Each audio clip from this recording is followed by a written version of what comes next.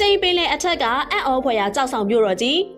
တိမ်တွေအထက်မှာကဘာဦးကာလာအတိုင်းဘောလုံးပေါ်နေတယ်လို့မျိုးထူဆန်းလှပတဲ့အေယာမတောင်ထိပ်ပြန့်ကြီးတစ်ခုရှိရဲဆိုတာသိရုံမလားဒါဟာဗင်နီဇွဲလားနိုင်ငံကရိုရိုင်းမတောင်ပါပဲ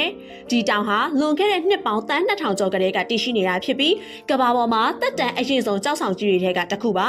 တောင်ရဲ့ဘေးပတ်ပတ်လည်ဟာပေပေါင်း1300ကျော်မြင့်နဲ့မတ်ဆောက်တဲ့ကြောက်ကမ်းမရံကြီးတွေပဲဖြစ်ပါတယ်အပေါ်ကကြည့်ရင်စပွဲတိတ်ခုံတစ်ခုလိုပြပြန့်ကြီးဖြစ်နေပြီးဧရိယာက12-12ရန်မိုင်လောက်ကျယ်ဝန်းပါတယ်တိမ်တွေအမြဲဖုံးလွှမ်းနေတဲ့အတွက်ဒီတောင်ထိပ်ပေါ်ရောက်သွားရင်ကဘာကြီးနဲ့အဆက်အသွယ်ပြက်ပြီးတိမ်တွေပေါ်မှာလမ်းလျှောက်နေတယ်လို့မျိုးခံစားရမှာပါ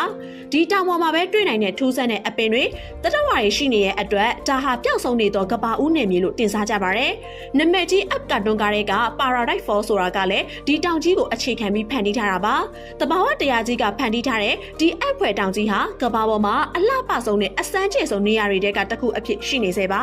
ဒီလိုကဘာအစမ်းဆုံးနေရာတွေအကြောင်းသိချင်ရင်သိလို့ရ channel လေးကို follow လုပ်ထားဖို့မမေ့ပါနဲ့နော်အဆုံးထိကြည့်ပေးရတဲ့အတွက်ကျေးဇူးတင်ပါတယ်ရှင်